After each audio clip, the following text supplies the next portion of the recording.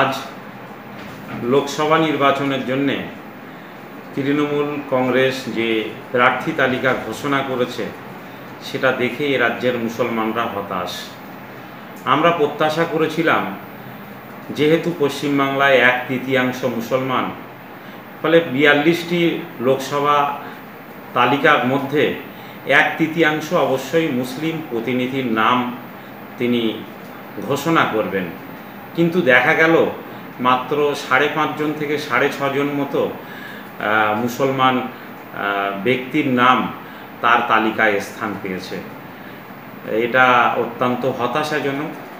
মমতা বন্দ্যোপাধ্যায়ের কাছে আমরা এটা প্রত্যাশা করিনি, কেননা আমরা ভেবেছিলাম যে গোটা দেশ জুড়ে যখন সাম্প্রদায়িক উন্মাদনা তৈরি হয়েছে, তখন মুখ্যমন্ত্রী মমতা বন্দ্যোপাধ্যায় তিনি মুসলমানদের সঙ্গে সুবিচার করবেন, কিন্তু তার এই অবিচার দেখে আমরা হতাশ। Press the bell icon on the YouTube app